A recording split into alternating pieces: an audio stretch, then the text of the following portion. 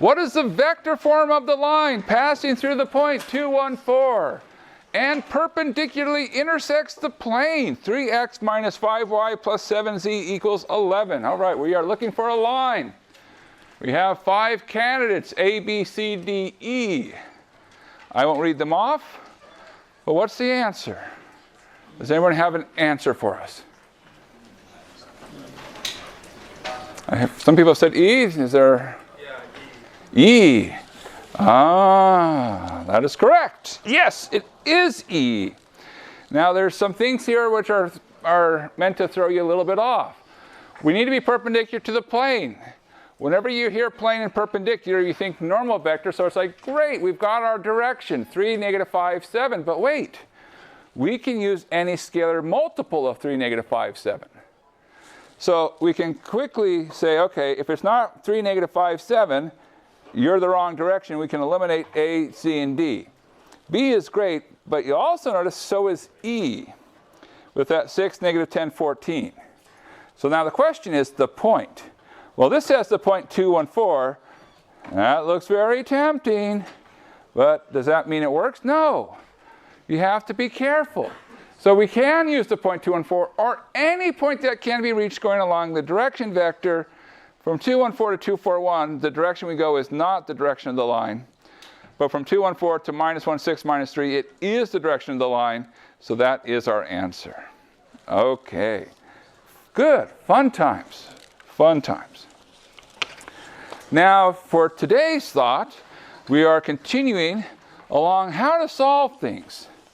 So, if you remember step 1 of how to solve. Well, actually, let me see. Do you remember? What was step 1?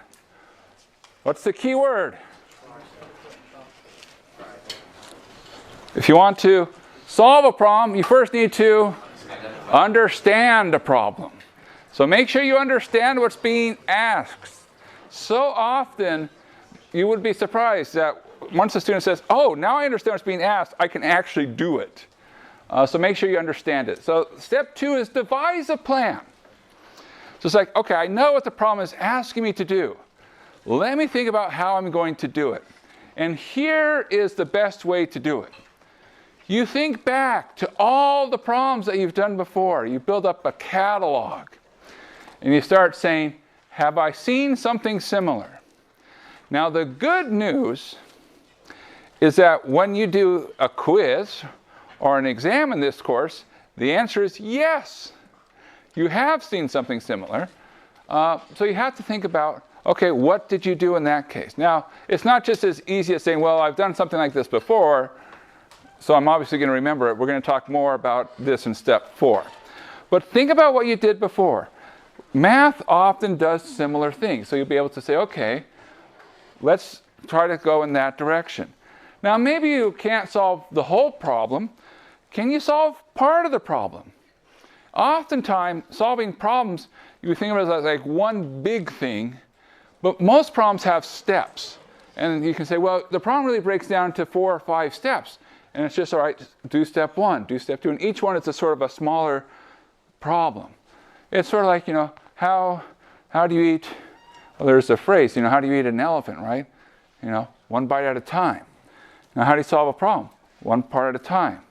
And so another thing to look for, are you using all the information? Now, in real life, the answer tends to be no, because you're going to have a lot of extraneous information. But in math, it's not like real life. We tend to try to give you what you need. And so think about, like, there's something that they gave me I haven't been using. Maybe how can I use it? How can I put that into my plan? All right, so devise a plan. 2 steps left, and we'll keep talking about that. Now, I want to do sort of a quick review of lines and planes, but I'm not going to talk about them. I want to talk about how do we actually do things. And so let's talk about how we would do things. So suppose you're given a line and a plane, and you want to find where they intersect. So when we talk about we have a plane, that's like ax plus by plus cz equals d. When we talk about a line, we either have it in vector or parametric form. I almost always default to parametric form. x equals something, y equals something, z equals something. So what do you do? Well, that's the idea. Use your parametric form of the line and put it into your plane. So an example, if you have your parametric form, well, you have x, y, and z in terms of a single variable t. Plug x in for x, y in for y, and z in for z. I know it's a crazy idea, but it just might work. And it gets you down to a single equation with a single variable that you can solve for t. And once you have that t, you put it back in, and you've gotten your point. So you can find intersections of lines and planes fairly easily if they do intersect. Another thing, and this one we did do, so no big surprise. Suppose you're given 3 points, and you want to find the plane with those 3 points. What do? Well, whenever you're asked to find a plane, what is it you say, I need to search for something. What's the main thing we're going to be looking for? The normal vector. Like almost always this comes down to, where's that normal vector? And so you say, okay, your geometric aha says if I'm after the normal vector, what I can do is I can start trying to find vectors in the plane. You say, well, you've got points, and points aren't vectors, but points can lead to vectors. And you might say, okay, so how do I do it? Well, I connect 2 points. I might say, great. So pretty much I can't go wrong, right? I just have to pick 2 vectors in the plane. So any 2 will work, right? Almost right. Almost right. You definitely don't want to do the following. You don't want to say, okay, that's vector number 1, and there's vector number 2, right? Is that going to give me anything useful? No! What's wrong with this pair of vectors? They're parallel, and if you take the cross product, you get 0, which is not very helpful. So the moral is pick 2 non-parallel vectors, and you're good to go. And so, okay, great. You cross product, find the normal, life is good. The normal gives you your coefficients. Then once you have your coefficients, you plug in a point. Any point will do into this left-hand side, and you get what number should fit in there. All right. So that's if I have 3 points. Okay, so what if we have, say, a line and a point instead of 3 points? What can you do? Any ideas? There's multiple right things to do. Okay, so the line gives you a vector. Great, we've got 1 vector. Now what? Where do you get your second vector from? Line to point. Well, how do you get a vector from a line to a point? Yeah, just pick an arbitrary point on the line, and boom, there's your second vector. 2 vectors, life is good, take the cross product. Now, is that the only way that you can do it? Well, no. There's another thing you could have done that says, you know what? Lines have lots of points. I'll just pick 2 points on the line. Boom, 3 points. Off I go. But it's faster to say, hey, read off the direction vector of the line, use an arbitrary point on that line to the other point, and there you got your second vector. Life is good. Okay. What about, say, another problem? We're working on our sort of geometrical, what do you do? You're given 2 lines, and you're told that they're intersecting. And you're asked, find the plane that contains both lines. All right. Which part's easy in this one? Which one's hard? Is that the easy or the hard part, finding the intersection?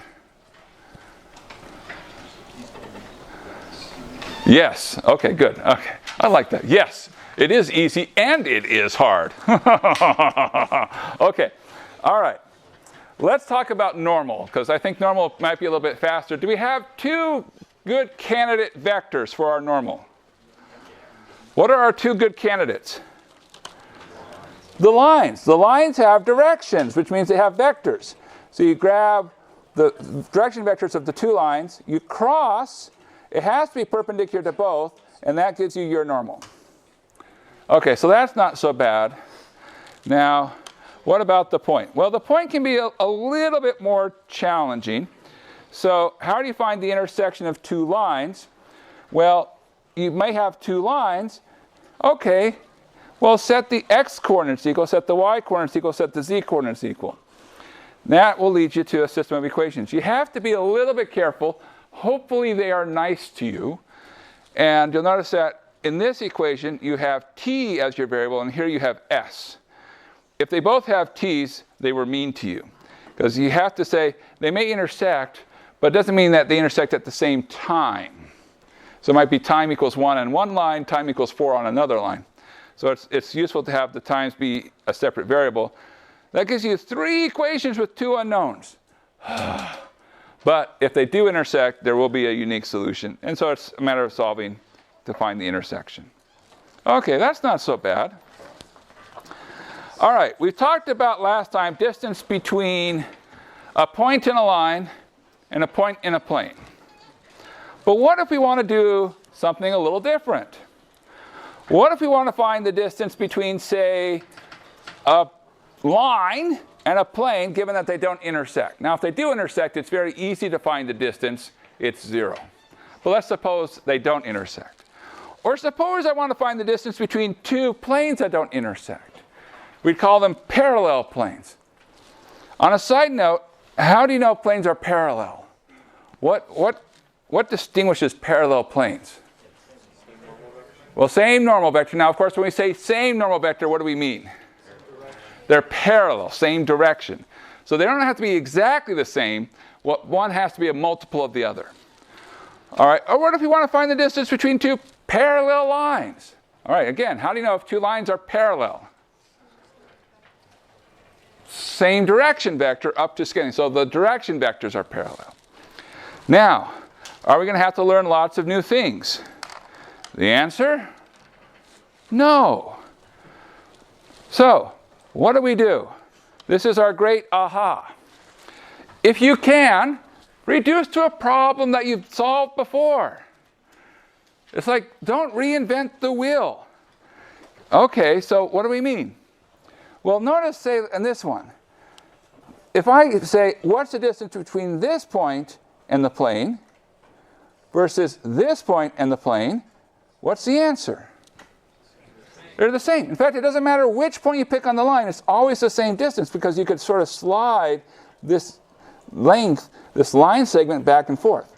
So now you say, okay, replace this line by a single point. So just pick an arbitrary point here. And whatever that distance is, now you're talking about distance from point to plane. We have tools. What about plane to plane? What should we do? Yeah, same idea. Pick a plane, doesn't matter. Pick an arbitrary point. This distance between the 2 planes here will be the same as the distance between a different arbitrary point. It slides around. The line segments are always the same. So you say, just pick an arbitrary point upstairs on one of the planes, doesn't matter which one. And now you have distance between point and plane. And you have ways to solve that. Okay, what about line and lines? 2 parallel lines, what should you do? Yeah, you pick an arbitrary point. And you say, look, the distance from this arbitrary point down here will be the same regardless if I move it around. So you can say, hey, I have tools. Maybe they're giving me something which is actually sort of has extra stuff I don't really need, and I can simplify it down. So be open to that idea. Okay. Now on this one, I think we talked about it last time, but let's see if we remember. Suppose you're given a point and a plane, and you're asked to find the nearest point in the plane to the given point. So not the distance. That's not what it's asking for. We want the point in the plane that's closest to the given point. What was the idea?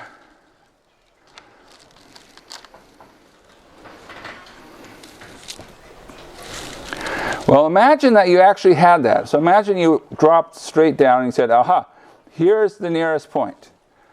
Think about the geometry. What's the geometry telling you? It should be perpendicular. So oftentimes when we talk about things being as close as possible, perpendicularness comes in. And we think perpendicular plane, what do we think?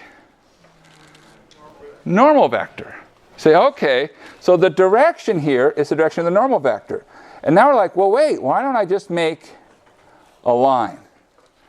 So you can form a line where the direction is your normal vector. Now you might say, well, great, but given that you have a line, how do you find a point? Well, you've got your point.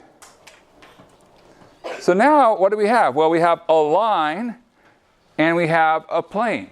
Can we find the intersection point between a line and a plane? Yeah, it's what we talked about earlier. So you solve for your parameterization.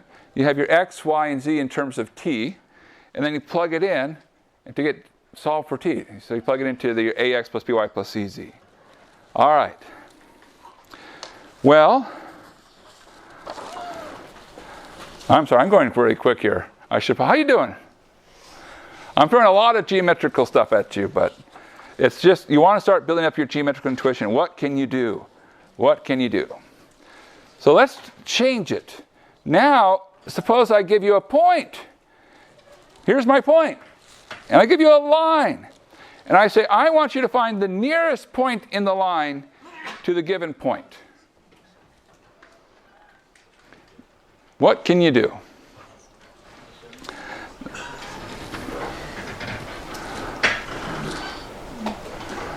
Now, there are multiple ways to do this. So I want to make a comment. I'll make a comment now. The further you go in math, the more it becomes a choose your own adventure, in that there's multiple roads that get you to the right answer. Now you might say, oh, that sounds exciting. Or you might say, oh, that sounds exhausting. Which way do I pick? Well, you pick what you're comfortable with, and hopefully you pick one that's not going to lead to tears. All right. So, what are we good at finding? We're good at finding like planes, right? We're good at finding planes and lines. We already have a line. How about we introduce a plane? What plane could we introduce? So what do you need to make a plane?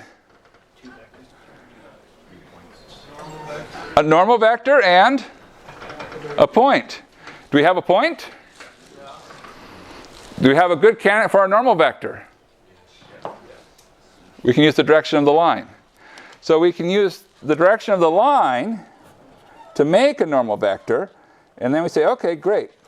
Let's find this plane that has this point and this normal vector. Now, what's true about this? Well, this is going to intersect somewhere. And if you think about the definition of a normal vector, what's true about that angle? Spoiler alert, I kind of gave you the answer. It's a right angle, yes. It's not just, it is a right angle, it's the right angle, right? It's the angle that we want. So you can do the following. It's the same thing we just said out loud. Form your plane that uses the direction vector of the line as your normal vector and the point. And now you have a plane, and plane and line intersection you can solve. Now, that's not the only way you can do it. Maybe you're like, I'm tired of making planes. Is there any other way I could do it? Yes, there is another way you could do it. Do you want me to walk you through another way? Just for fun, right? Everyone loves fun ways to think about things. It's good to think about things. Pick a point. And you say, well, look, this is a point on the line. And now I can make this vector. So I have a vector P, which is on the line, and Q, which is here. I'm trying to find the shortest vector. So in other words, I'm trying to find the right P so that this is as short as possible. Now, among all P's, which one will be as short as possible? What's something that's going to be true about the P that's as short as possible?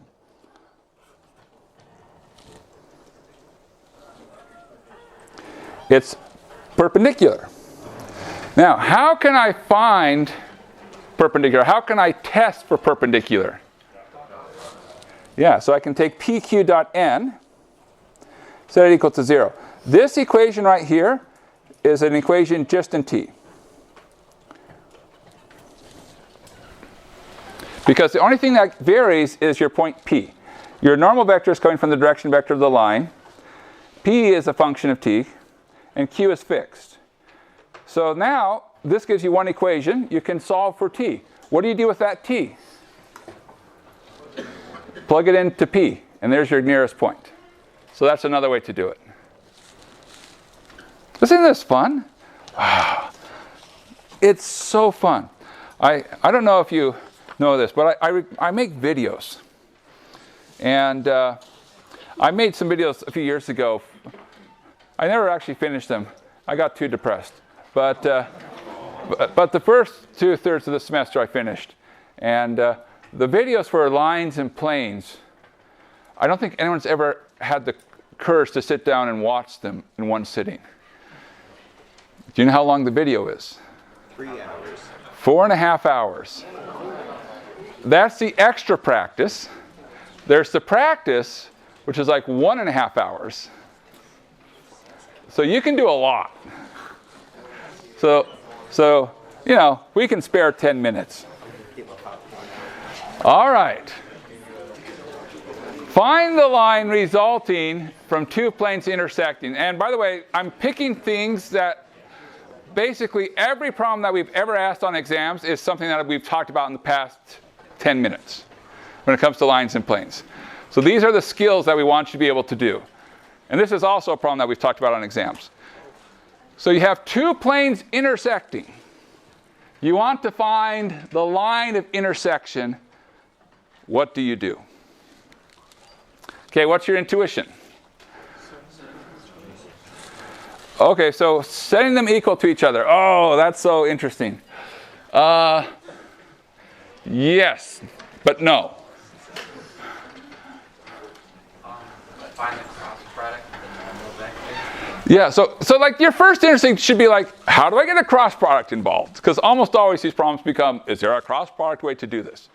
Why have you brought up cross product of normal vectors? Which is a brilliant idea, and it is the correct thing to do. But why? Because the normal vectors would also intersect, and then the cross product of those would be perpendicular in the line of the vector. Well, okay, let's be careful about when we say cross vector, the vectors intersect. That's not means we don't talk about vectors intersecting. But let's suppose for a second this line is in this plane. Yes? So if this line is in this plane, what's true about the normal to that plane? It's perpendicular to the line. This line, same line, is also in this plane. So what's true about the normal? Also perpendicular. So both normals are perpendicular to the direction of the line. And that's your like winning. Hashtag winning. Do people still hashtag? I don't know. I lose track of things. But the point here is once you find two things which are perpendicular to what you want, you're like, yes. So yeah. So moral story, you cross your direction vectors. The vector that comes out is the direction of the line. So that gives us the direction of the line. Now, the slightly harder part is the point. Because it's not so clear how to get the point. So what do I mean? Well, if I say something like 3x, we won't do a whole example, but let's just at least throw something on the screen, and we can be like, oh, this is, ah. Okay, here are two planes. They're not the same plane, they're not parallel. How do you find a common point? Well, for a second, let's do some counting here. How many equations do you have? 2. 2 equations. How many unknowns do you have? 3. So this is a case where you have more unknowns than you have equations. So our happy space, the place where we're like, yes, is like one equation, one unknown. That's our really happy place.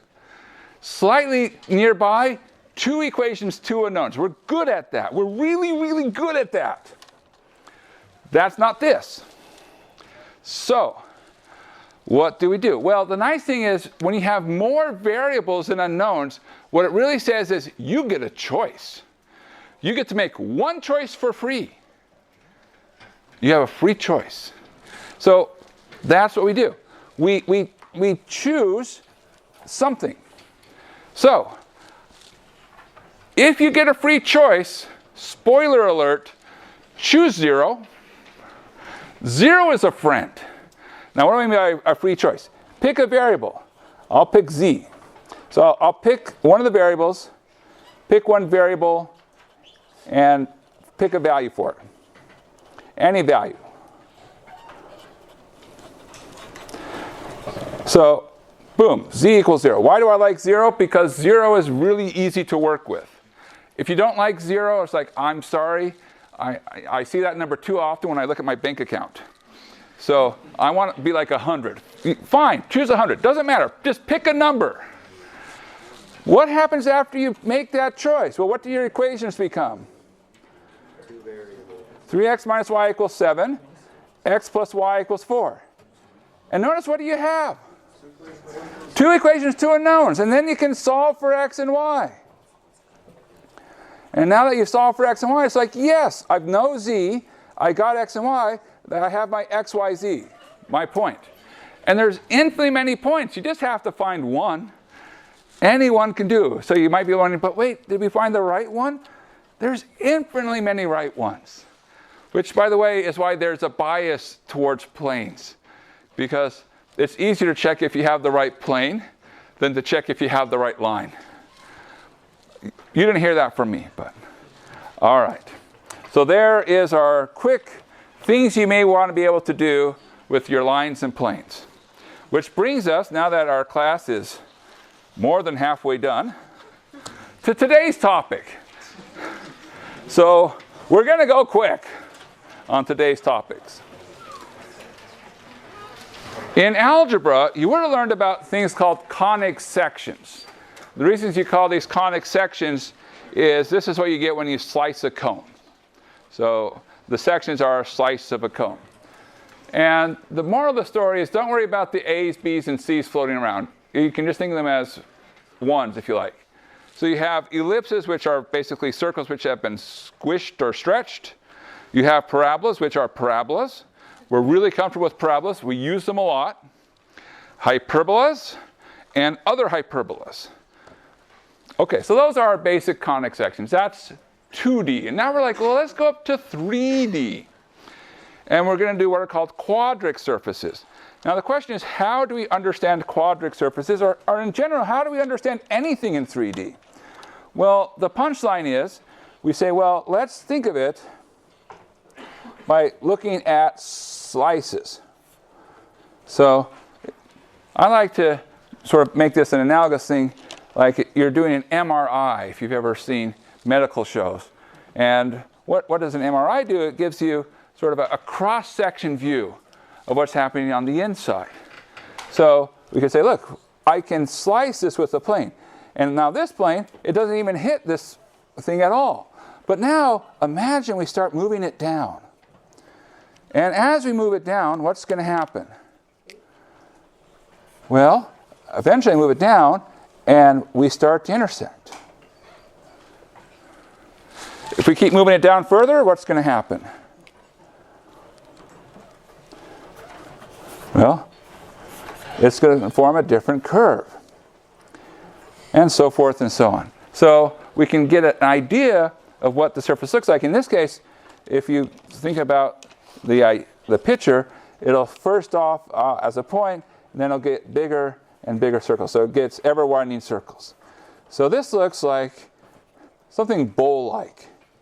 And we'll talk about what shape this is called in a second. All right, so we're going to understand things via cross sections. So, shape number 1 that we might care about.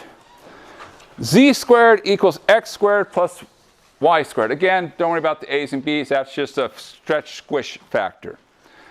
Z squared equals x squared plus y squared. Well, should we pick some planes to intersect with? What if we said z equals 0? When does 0 equal x squared plus y squared? When is that true? Is it ever true?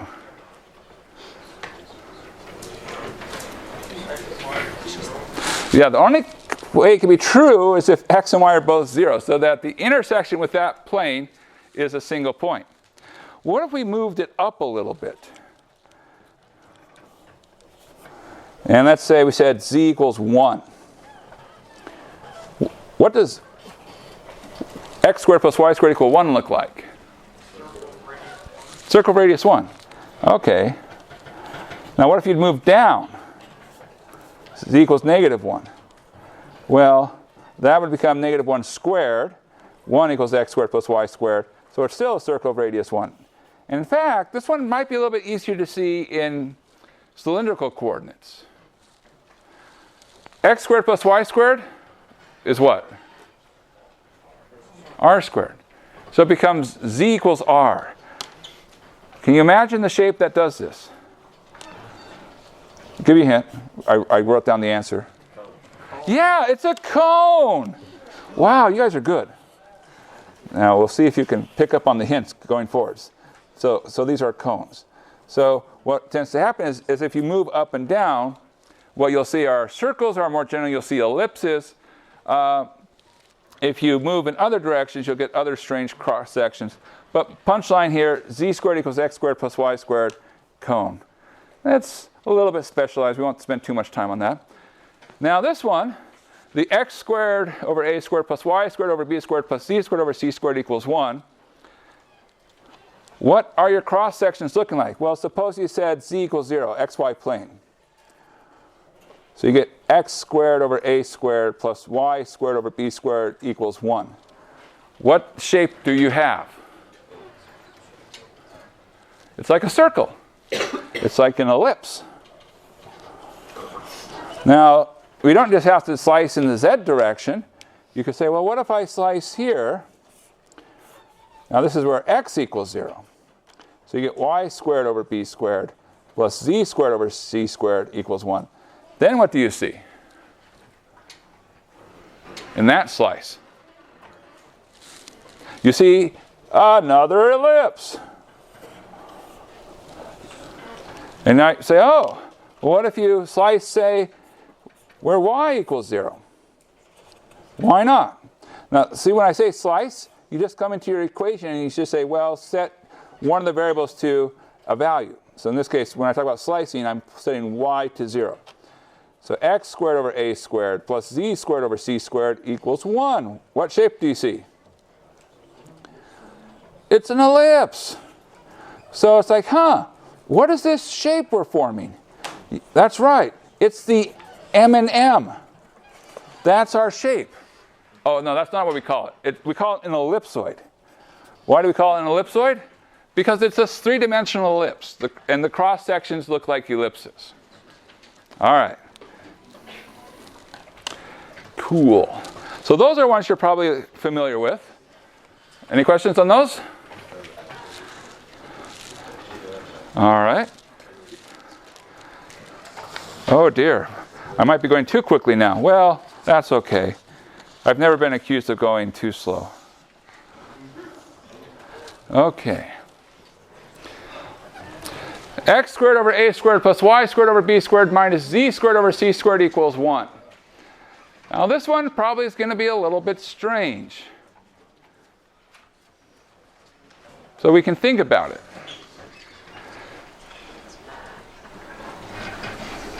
I don't know how hard we want to think about it, but all right. What kind of cross sections should we take?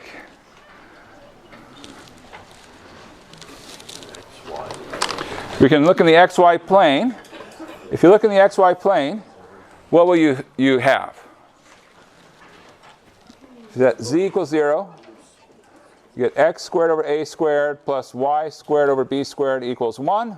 What's the shape? Circle. Okay, so our shape has a circle. Now, it's not our whole shape. It's just part of our shape. Now, I want to point something out here. You could rewrite this as x squared over a squared plus y squared over b squared equals 1 plus z squared over c squared. So what would happen if I move z up to a higher level? If you simplify it, just think of it, x squared plus y squared equals 1 plus z squared. The higher up z goes, what's happening to my circle? It's getting a bigger circle. So there's a bigger circle up here. And then if I go down, there's a bigger circle down here. Okay, well that's interesting. But let's take a different cross section. Suppose we say, let's set x equals 0. So x equals 0. That's this green part. What do you see? You see y squared minus z squared over c squared equals 1. What kind of shape or what kind of curve is that? Do you remember? It's a hyperbola. So we're seeing a hyperbola here. So it's like, oh, okay. Now if you set y equals 0, you'll get something very similar. So what's happening here is you get a shape that's doing this. So sometimes it's sort of, well, I don't know if I'm allowed to say the word hourglass anymore, but if I am, that's what it looks like. This idea where you have something coming together at a point and then widening up. I can't keep track of everything. Okay, so that's a why would we call this a hyperboloid, do you think? Because you get cross sections which are hyperbolas. So that's sort of the clues. It's like, think of the cross sections. That's going to help you figure out the name. All right. Cool. Well, should we try another one? Yeah. How about this one? Minus x squared minus y squared plus z squared equals 1. All right. Let's suppose you set z equals 0. Well, you get, again, for convenience, let's just suppose a, b, c are 1. Minus x squared minus y squared equals 1. When is that true?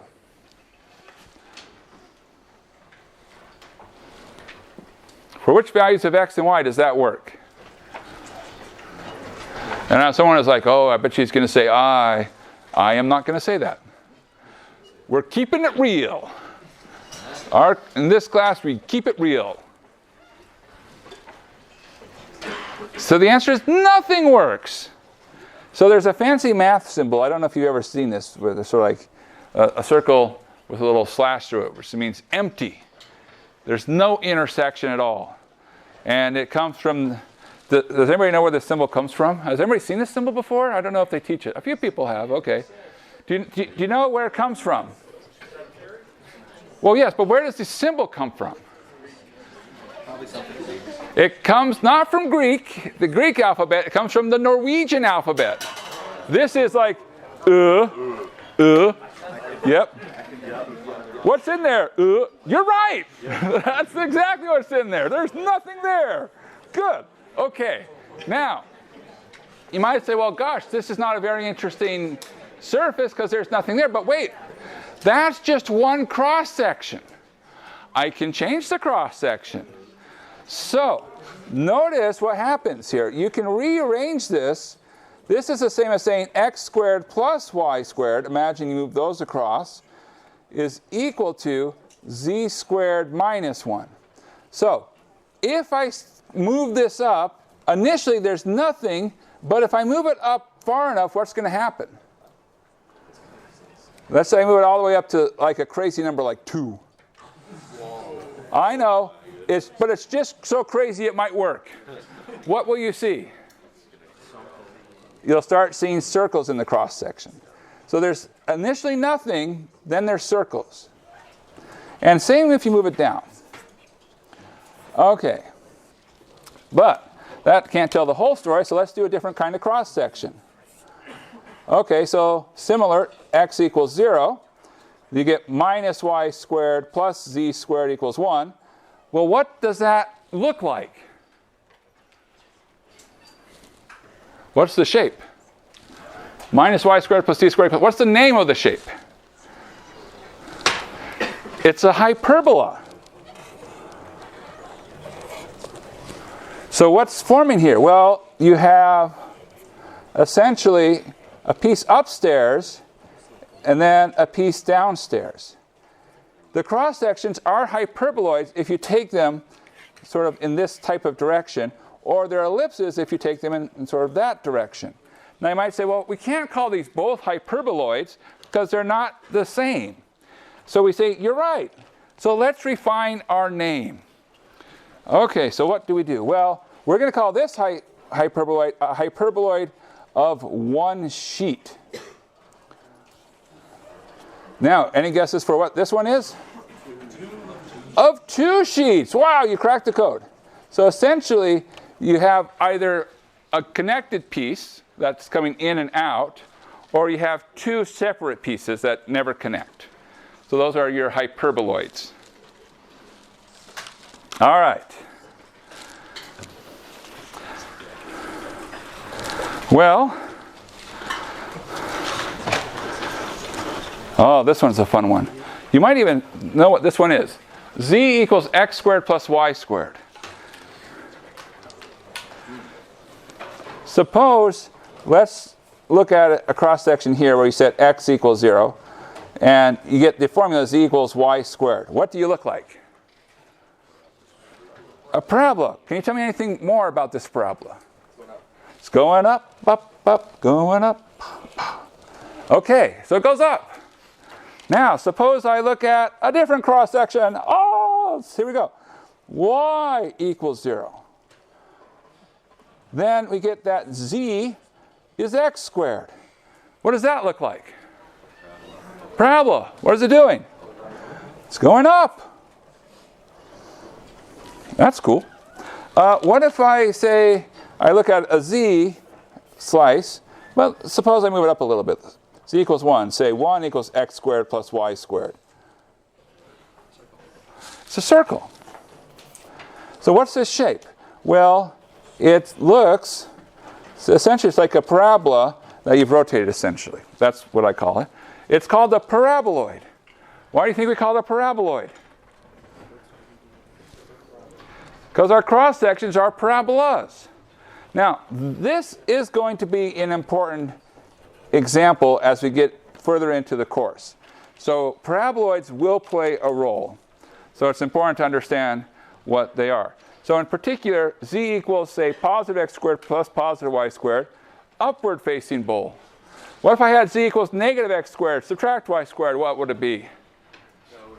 Downward facing bowl. But what if I was kind of feeling fancy and I mixed the signs? Minus x squared plus y squared. Well, let's do our cross sections, right? All right, so we'll do a cross section here. X equals 0. You get z equals y squared. Okay, we just did that. Same shape, Steve. Ha ha. Or is it? Dun dun dun. We do another cross section. Y equals 0. And that becomes z equals like minus x squared. But what's happening here? It's going down. What? That's crazy. All right, so what if we say, do a cross section up here, say at z equals 1. 1 equals minus x squared plus y squared. What's being formed? What's the shape? It's a hyperbola. So, since we get cross sections which are parabolas, we call it a paraboloid. It's a little hard for me to draw it this way, so this is how I tend to draw in class. Pretend like I can draw. See? There you go. Now, this has a particular name. What would you call this? It's a saddle. Right? Because imagine if you have like a horse, right? Okay, so here's our, imagine you could draw. Okay, if you have a horse, and there's something called a saddle that you put on a horse. Well, there's like, this is the part that you sit in, and this is the part you put your legs over. It works. That's why I call it a saddle. Now, we have two things we're calling paraboloids, so we should probably give them, again, separate names. So, this paraboloid, when we cross-sectioned, we got ellipses. So it's called an elliptic paraboloid. This paraboloid, when we cross-section, what do we get? Hyperbolas. So we're going to call it a hyperbolic paraboloid. Now, the punchline of all of this is that you look at cross-sections. You might be wondering, how would we ever ask you something like this on an exam? We will give you lots of pictures, and we'll say, what is it? When in doubt, start taking cross-sections. Cross-sections will tell you your shape. A few more things. I haven't gone over time yet. Okay. X squared over a squared plus y squared over b squared equals 1. What's missing here? There's no z. Now, this looks like it's a circle in the xy plane, because it would be a circle in the xy plane if we were just doing things in 2 dimensions. But we're doing things in 3 dimensions. So what happens to this circle? It gets copied up and down. So every z gets the same circle, so that the circle becomes a cylinder. So when you see a missing variable, that's what we tend to call a cylinder. All right, I know we threw a lot at you. So let's cool down with our multiple choice. What type of quadric surface is given by the formula rho squared is equal to negative secant 2 phi? And as a hint, cosine 2 phi is cosine squared phi minus sine squared phi. A cone, an ellipse, a hyperboloid of 1 sheet, a hyperboloid of 2 sheets, or a hyperbolic paraboloid. Okay, our time is just about up. Do we have an answer? A, B, C, D, or E? C is the correct answer. It is a hyperboloid of 1 sheet.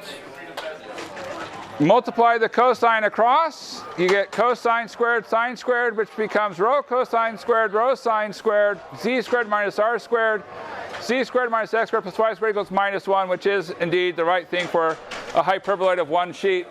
And there you go.